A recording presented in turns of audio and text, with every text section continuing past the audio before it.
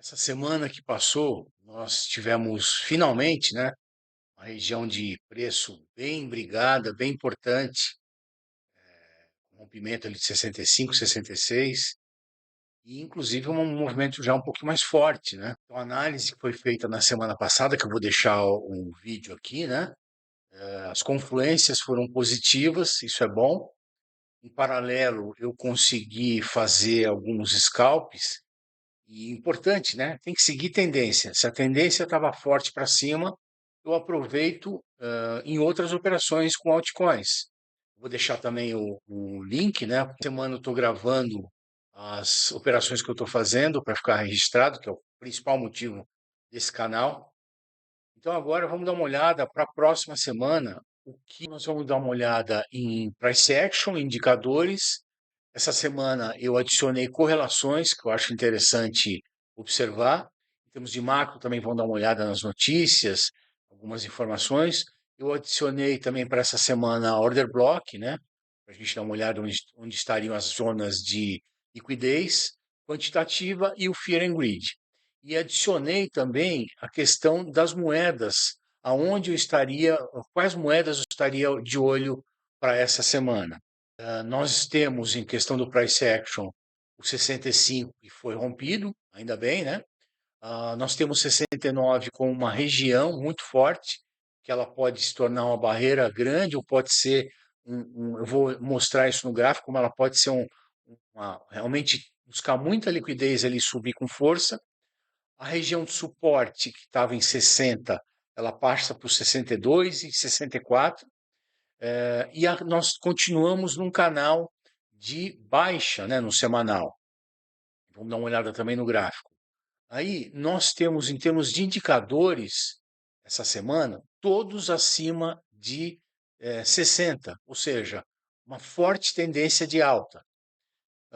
Com isso, todas as médias que em confluência, né, porque são uma consequência, todas as principais médias, aí, 21, 50, 200, tudo apontando para cima. E a POC continua lá na faixa de 60. As correlações a gente vai dar uma olhada e o que seria interessante agora, notícias, eu não vi muita mudança, muita coisa interessante essa semana que pudesse chamar atenção, né? Continuam as mesmas coisas. O principal para a alta, né, seria os ETFs realmente comprando bem essa semana. E continua ali a questão da FTX e dos Estados Unidos, né? Um para alta, outro para baixa. No panorama, as eleições dos Estados Unidos passam a ser mais importantes do que já eram, né? Elas podem ser combustível, pode ser combustível para uma alta, assim, 2025, sobe no boato e cai no fato. Então, nesse momento, como a gente tem 15 dias, né?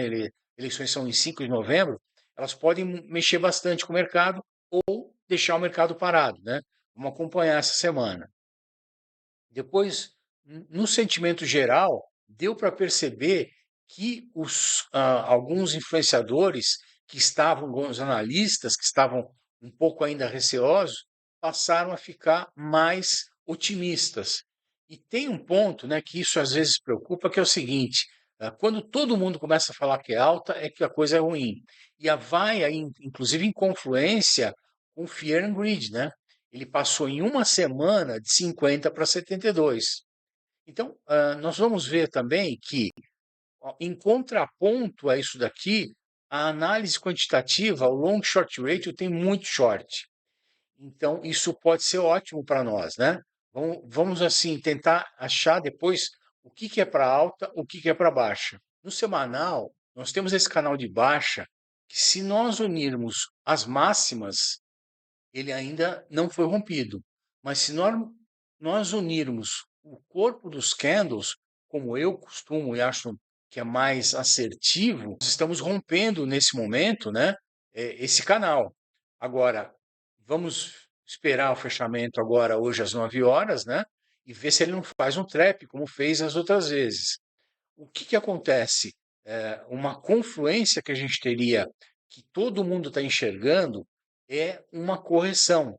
Porque você olha, rompemos essa cunha descendente, inclusive com candle de ignição, com volume, tudo bonitinho, e viemos trabalhando aqui formando uma LTA. Essa LTA, ela está esticando demais e está perdendo um pouco de força, criando uma divergência no RSI. Então, quem vê isso fala, opa, vai cair. E começa a achar, querer achar topo. E aí você olha o long short ratio está com lá 0,68 para short, ó, no Bitcoin. Então, isso aqui é combustível para a alta, né? E a característica de Bullrun, inclusive. Olha só como você olha o long short ratio todo vermelho lá para trás, ó. Vou colocar no 1 hora, estava no 15 minutos. Ó, desde que o long short ratio ficou vermelho aqui, ó, só as maiores liquidações são em short, continua entrando open interest e o preço continua a subir. Quanto mais continuar isso daqui no Bitcoin, ótimo, é mais combustível para alta. Daí, voltando para o gráfico, o que que a gente tem aqui? A gente tem uma situação que, se vou colocar no gráfico diário, as médias todas cruzando para cima, olha lá, inclusive a EMA de 50 quase cruzando a SMA de 200. A média de 21 lá para cima no diário. RSI quase entrando em sobrecompra no diário. Então, aqui, em termos de gráfico, tendência de alta, olha só os RSI, todo mundo para cima. Tendência de alta, que é uma beleza, mas pode ter um esgotamento aqui de volume e ela vir dar uma correção. Eu gostaria, inclusive, que ela viesse corrigir, fizesse um pivôzinho em cima aqui dessa LTB, né? Ou fizesse acima desse topo aqui de 66, fizesse uma correção e daí rompesse. E, inclusive, para inclusive não acontecer a história de que por causa das eleições ela continua subindo agora, subindo agora, subindo agora. A aposta maior é no Trump, né? Então a gente está achando que tem muita gente achando que se o Trump ganhar, isso é bom para o Bitcoin. Então pode ser que isso gere um combustível aqui para ela subir, subir, subir, subir, e daí quando sai o resultado da eleição, pum, cai. Eu não gostaria de ver isso. Eu prefiro que ela venha, faça uma correção normal, price action. Vai, corrige, então entra a força compradora, entra a força vendedora, a coisa equilibrada e vai subindo de escadinha, não com porradão, né? Ou não com uma situação de deriva, ou seja, está sempre naquela iminência de que a qualquer minuto vai cair. Mas a gente não controla esse tipo de coisa, né?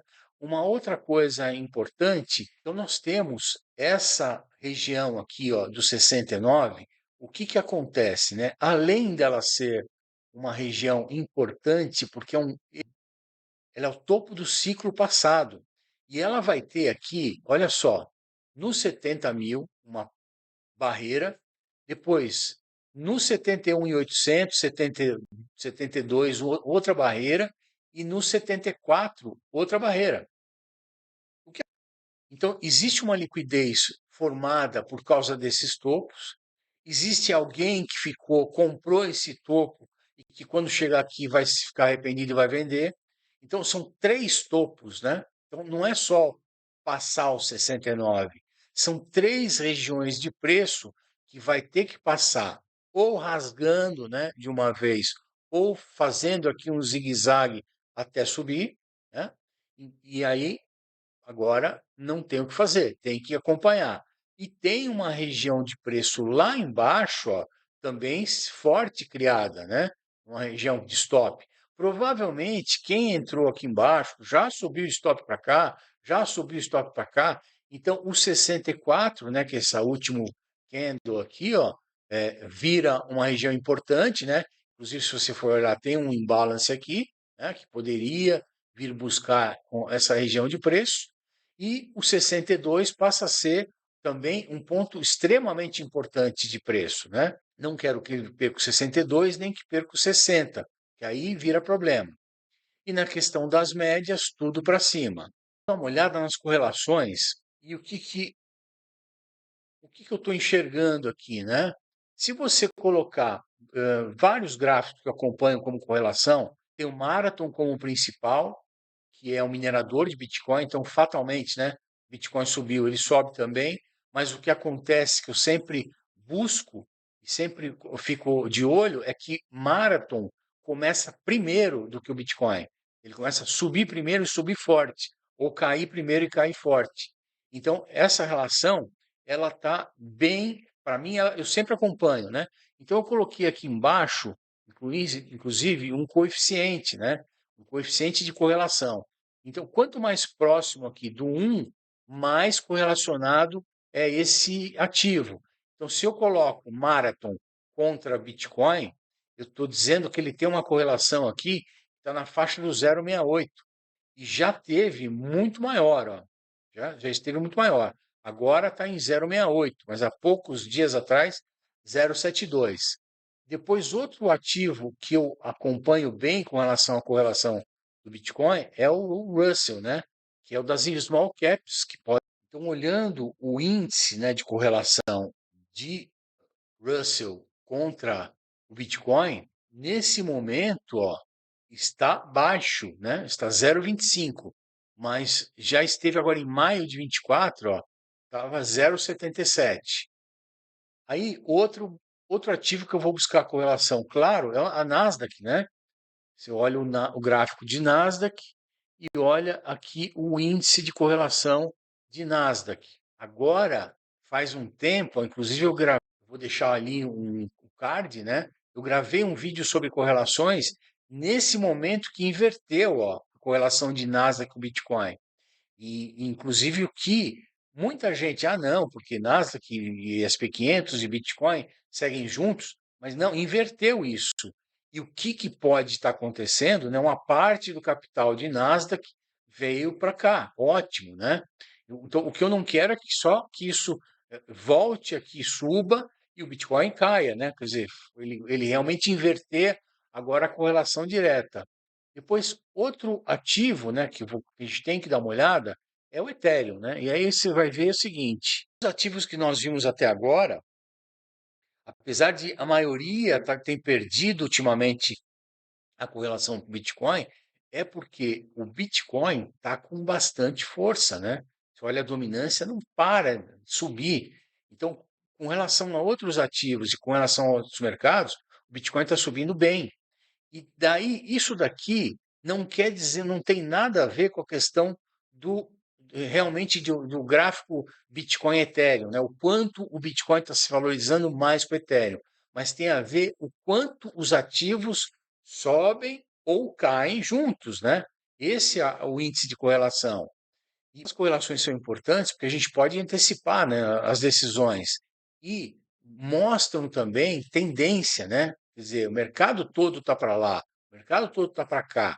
E o quanto mais estiver correlacionado, a gente pode ficar um pouco mais tranquilo. Quais seriam os alvos que nós teríamos para trabalhar essa semana, né? Que eu vou buscar. De long, o meu alvo passa a ser, continua sendo 79, né? Nós tínhamos 69 e 79, ele passa a ser 79 e 85. Então, de 79 e 80, as posições que eu tenho abertas de Bitcoin, provavelmente eu vou realizar os 50 ou mais. E eu quero buscar no mínimo 85, né? Tomara, vamos ver se dá confluência para isso. Alvos para short, nesse momento, eu acredito que o mais forte seria ele chegar, agulhar, por exemplo, até 62. E daí, se perde 54, é muito ruim. E vamos dar uma olhada no seguinte: antes de falar de confluências, vamos dar uma olhada em moedas, né? Então, o gráfico semanal de Bitcoin ele está com uma forte tendência de alta, né?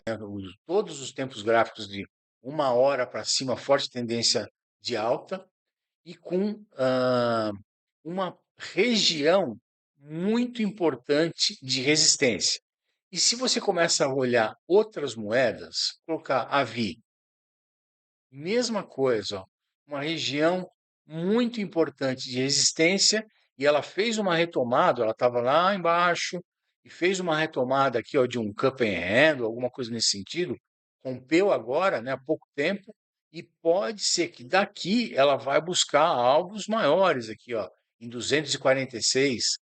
Depois, Ada, que estava mortada, né? Continua meio morta. Dot, meio morta. Kusama, meio morta. Lite, meio morta. Solana, já a mesma estrutura, né? Com força com o Bitcoin. Se ela rompe isso daqui, região de 200, ela pode buscar o all-time high dela, a 248, né? Então eu já estou posicionado em Solana. Tia, que eu estou com uma posição dela e eu acredito que ela está formando o fundo do poço, né? Porque, teoricamente, tia voltou quase ao zero dela, né? A 2.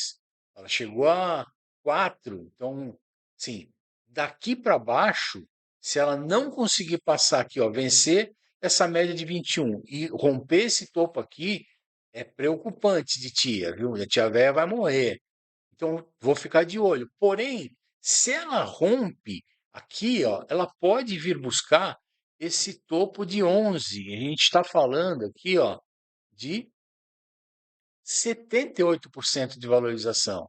Porque moedas que caem muito assim, quando sobe, também pode ser que suba bastante. Por que não? Então, eu vou ficar de olho nisso. A Tom, que é do Telegram, que deu uma vacilada aí e tudo mais, também, olha, em região de muita defesa compradora, ó, se ela rompe esse topinho que está próximo em 6, pode buscar 7,19, pode buscar 8 ali, pode ficar de olho nisso. STX também é uma moeda que eu opero bastante, que ela tem uma correlação forte com Bitcoin, né? E ela fez um fundo aqui, ó, segurou bastante aqui no 1,30. Ela está numa região aqui do 2, que é uma resistência muito forte para ela até agora. Porém, se rompe, provavelmente vai buscar 2,50, 3 nessas próximas semanas. Injective também é uma moeda que teve um hype, né? E devolveu nessas últimas quedas, mas olha a região que ela está. Olha essa linha de tendência de baixa. Se ela rompe isso daqui, vai buscar o último topo aqui em 32. A gente está falando aqui de 46%.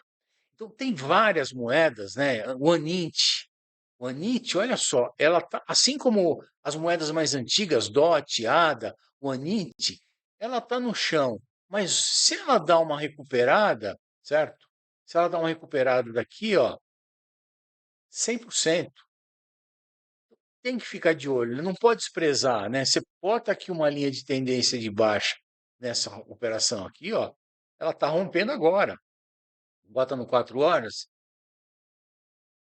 ela tá rompendo agora. Vou esticar isso aqui para cá, ó. Rompendo agora. Então, tem que ficar de olho nessas movimentações.